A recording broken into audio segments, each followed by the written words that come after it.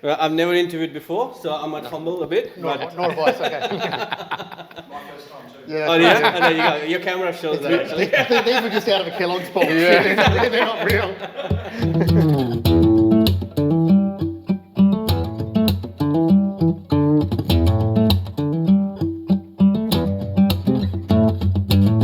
G'day Throttlers, welcome back to the channel. Super exciting. You may have seen a recent video of mine, the fact that I'm going to India and I'm getting an opportunity to ride in the Himalayas on the Royal Enfield Himalayan, which is super exciting. These two gentlemen are roaming horizons, the gentlemen that are taking me across to India for this journey. We've got Prem and Guru. Thank you very much for sitting down with me for this little interview.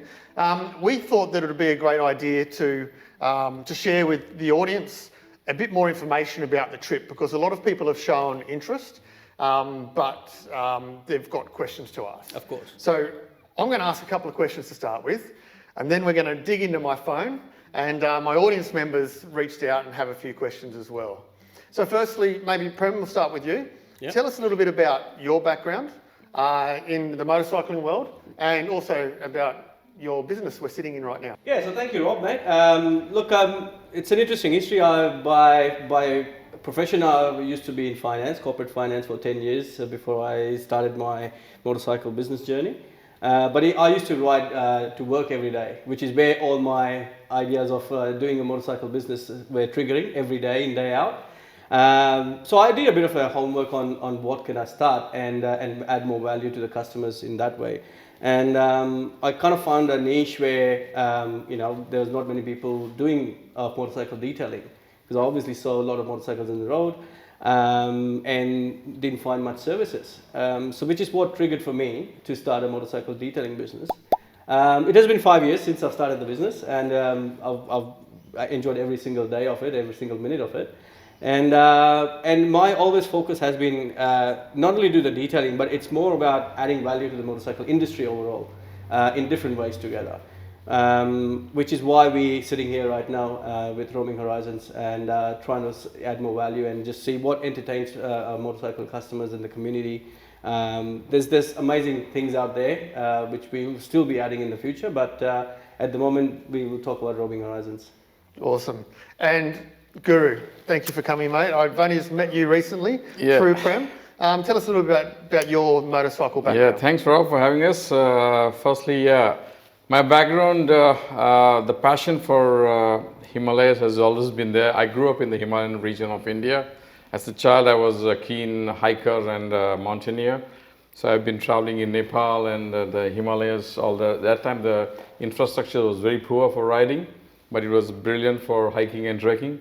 So I had always the passion of going back again, but never got the opportunity. So I used to ride a lot of the basic bikes, the 150 and 200cc bikes in India, which was the maximum cc's you were allowed those days. Yeah. But when I moved to East Africa, and I was riding in East Africa, I was riding in Kenya. There was a beautiful safari rides and all that.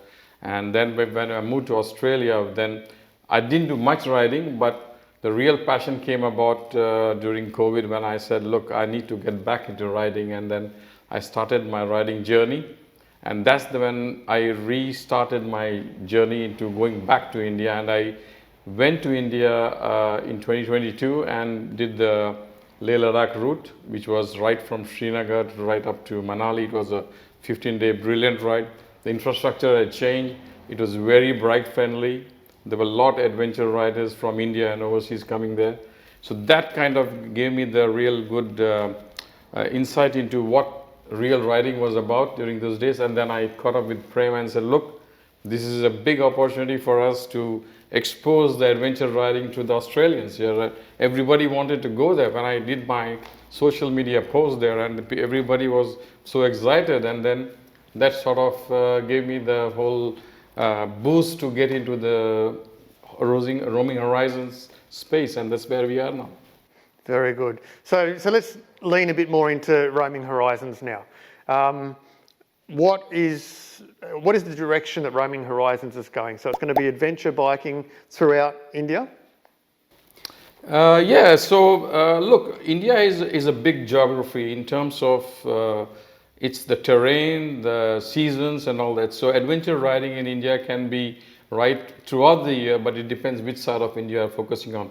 So right now the Himalayan side is a time frame of June to August. That's when the riding time frame starts for that. Then we have the western side of India, which has the beautiful deserts and the history and the palaces, which is in a state called Rajasthan.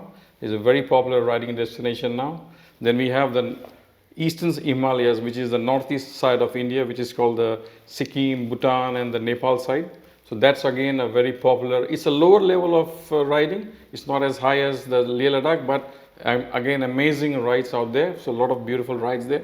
And then there's the southern part of India, which has the beautiful waterways and lakes and all that. So that's the southern part of India. So different seasons, different rides, different aspects. Absolutely, very exciting. India is a country that I've never been to, but everyone who I know that's been there has come back and have been blown away. They actually fall in love with India as a country.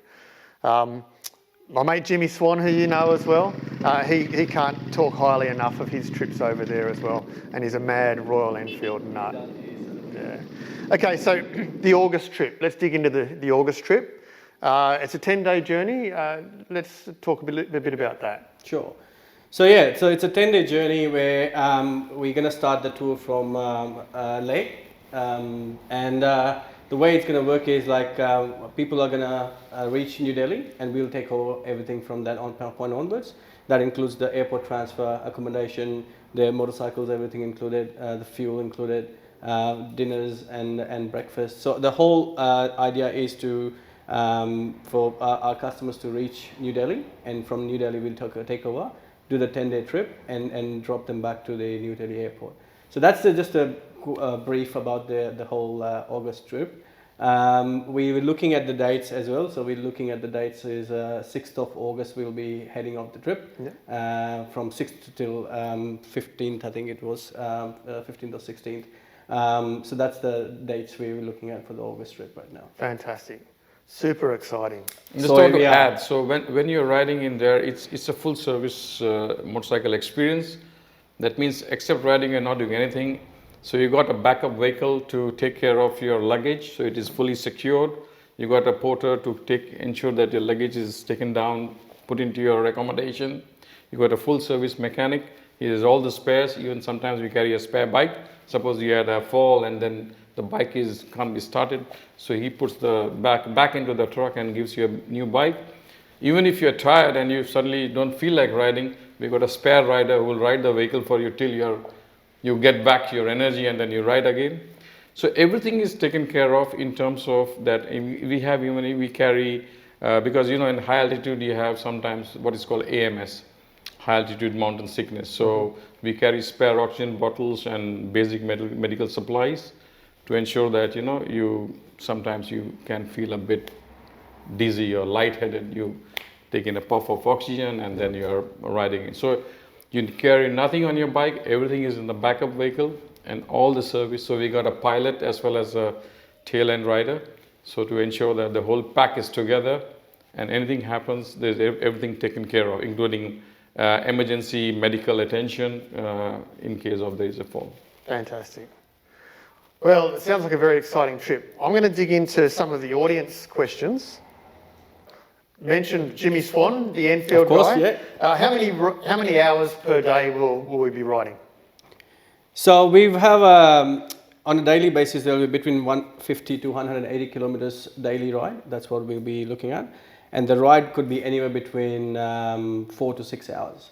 But that doesn't mean that you're riding 4 to 6 hours, because there will be a lot of breaks taken for photo shoot, for just resting, and there's a lot of other activities that you'll see and look around.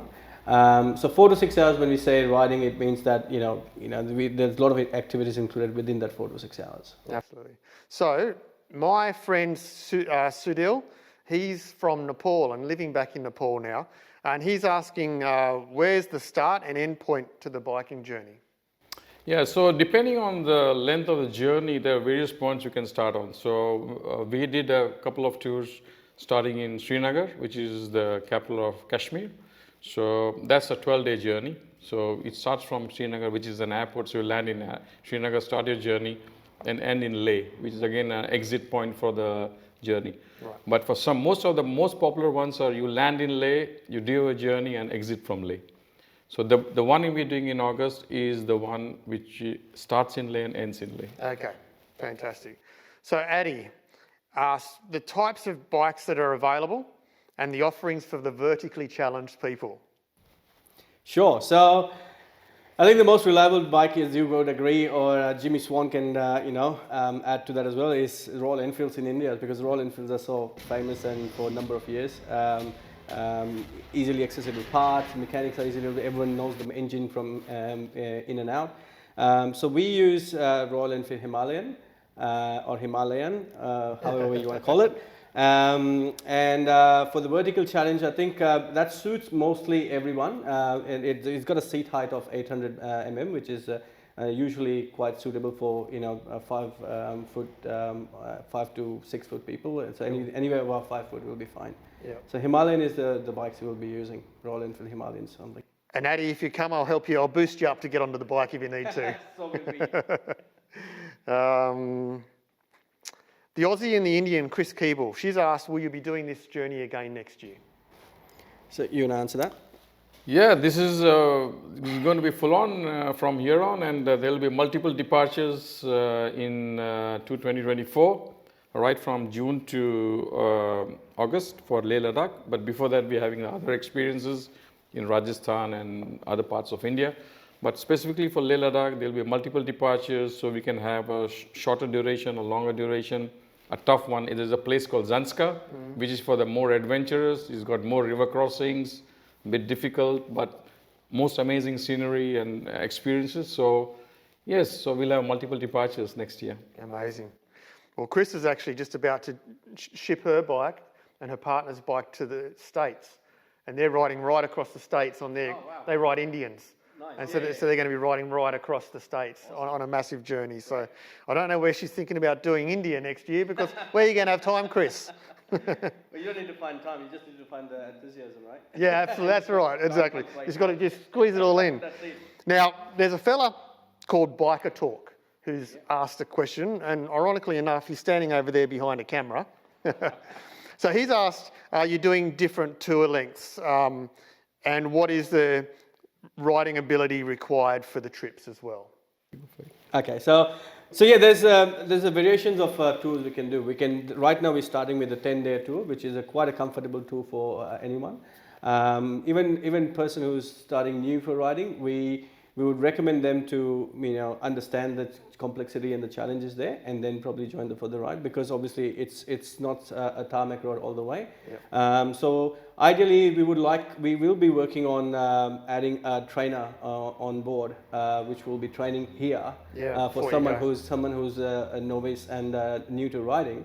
So just to get them some briefing, and followed by that they can join us which is highly recommended for the safety issues and not only for themselves, but it's also for the whole group, because something happens to one person, the whole group get disturbed, and we try to minimize the amount of challenges that we face. So that's sort of things we are planning, that this is going to come forward in the next few months as we work towards it. But in terms of the days, it can be 14 days as well, it can be 16 days as well. So this is our first trip is 10 days, but we are adding, as we're working together in terms of adding more tours, which could be different tarmac, different routes, then there could be different challenges. As Guru just mentioned, the Zanskar is a much more advanced level adventure riders, so we can introduce that in the near future. But yeah, so that's sort of rides we'll be looking at. So it's basically for anyone who would love to ride a motorcycle in Himalayas. So in this tour, just to add on to his, is about, the ratio is 60-40. That means 60% tarmac, 40%, 30-40% is rough with river crossings and all that. Yep. But Zanskar can be the other way around, 60%. So looking at that aspect, anybody can ride, and is a very basic, new riders, anybody can. So what we do is, on day one, we take you around familiarization kind of tour during Leh. So you drive through chaos, the Indian chaos, the famous Indian chaos with cows and dogs and traffic and hooting and honking. So to get a bit familiar, because what happens is in Leh, there is a requirement by the government that you cannot leave Leh for 24 hours once you land, because Right. you need to get acclimatized in the camp, because your oxygen saturation drops down to 80%. Right. Because you're straight away landing in 14,000 feet right from ground level. Sure. So you need that. So day one, we just do acclimatization, familiarization, low riding. So that's how we then take you out into the mountains then. So it's all taken care of. It's very well structured. Even the government doesn't want any kind of mishaps or accidents. So it has been very well regulated, yeah. So Matty from Roads of Oz has asked how much should he budget if he was to come on this trip?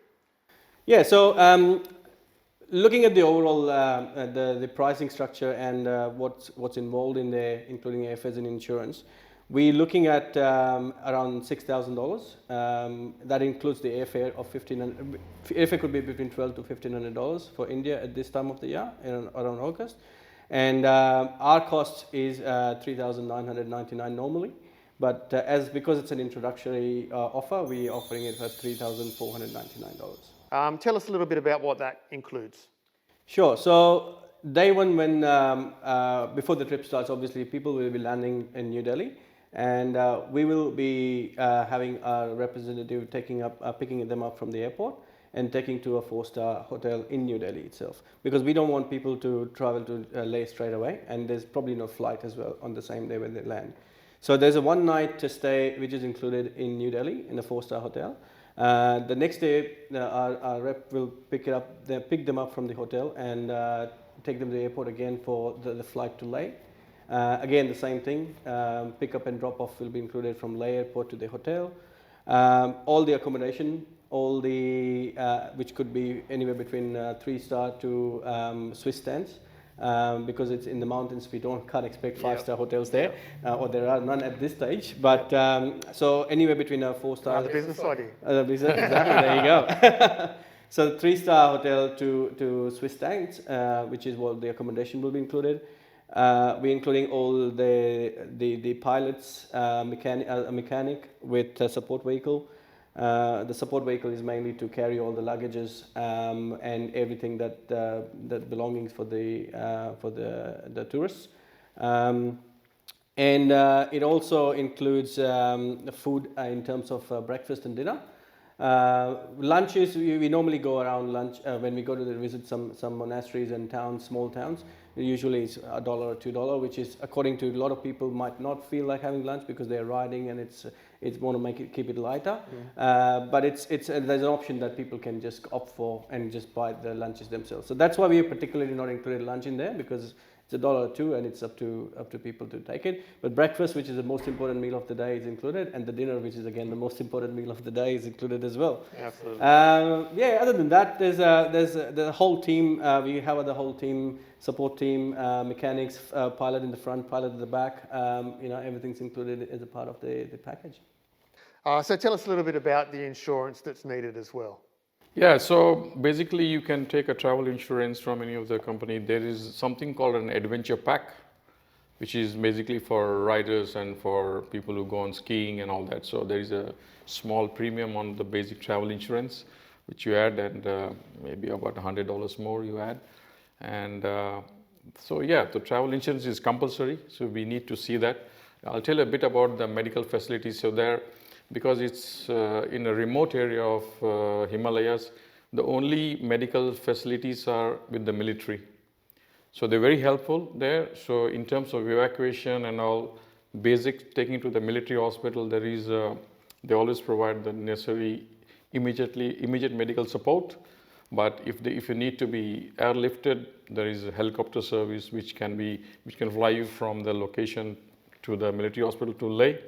But that's covered by your personal. You need to cover it personally through your insurance, and then evacuation. But for immediate attention, we have very good medical support from the military, and the world-class support you get.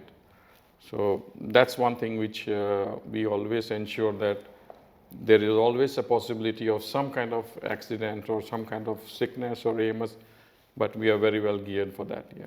Absolutely. Yeah. All right, Guru. I'm an absolute mad foodie. So Tell me a little bit about some of the food I might expect to eat there, and also some of the unique locations that we might visit. I believe there's a monastery on the list. What else might we be looking at while we're there? Yeah, so Rob, to be honest, that's the best part of the whole tour. So India is a 4,000-year-old civilization, one of the oldest civilizations. So you got history, culture, the dancers, the costumes, the food. So it's a whole kaleidoscope of enjoyment. So basically, in every part, every location you visit, you got hundreds of year-old Buddhist monasteries. So entire Leh is a Buddhist state. Right. So you have thousands of year-old monasteries, ancient temples, the beautiful rock-faced buildings, which is it's very difficult to build in those regions. But the way they have done it is the architecture, the huge Buddhist statues. There's a place called District Monastery where a 100-foot Buddhist statue overlooking the whole valley. So in terms of every 50 kilometers, you'll come across civilizations which is totally different. There's a place called Danu, which is called the Aryan village. So this is a very particular, very unique village because this is kind of considered as the only village in maybe the entire planet where people have been isolated and they don't intermarry. So everybody is a huge 6-foot tall figure, blue eyes, very white skin, and they don't allow any intermingling of, so even the tourists have been allowed in the recent times, in the last few years. Yeah. So you don't interfere with them, you watch them from a distance, you enjoy the food, but it's a unique experience you will not get anywhere in the world. So in terms of culture, so we had an opportunity to see a Buddhist religious festival. So there were colorful dances, the kids are very enthusiastic, it's a beautiful culture to talk about, and they're very friendly people. That's what I liked, they welcome you into their culture, they show you all their manuscripts, and the food, it's absolutely amazing. Indian food, I'm not sure how familiar you are with, but it's a whole area of huge number of dishes. So it's a buffet kind of dinner experience, not just a sausage pie or a steak sandwich or something. So when you're tired and you come back from wrong hiding, there's a whole range of 10 dishes, right from different kind of vegetables, your breads, your rice, your sweets, and your curries and whatever. So that's a very satisfying experience if you're a foodie. So I'm sure you'll really enjoy it when you're in August. Yeah. I can't wait. All right, Prema Guru, thank you so much for taking the time to share with our audience a little bit more information about Roaming Horizons, and in particular this August trip that I'll be going on. Again, guys, this trip's selling out fast, so if you're interested, please contact the boys. Book on, come and eat some curry with me. I'm really excited about the food. I can't wait to see these monasteries and also to ride these Himalayan motorcycles right through the Himalayas. Thank you, boys. I really appreciate it. Thank you, Rob. Thank Take you for care, your mate. time. Thank you, Rob. so Nice, much. thanks for having us. Thank you.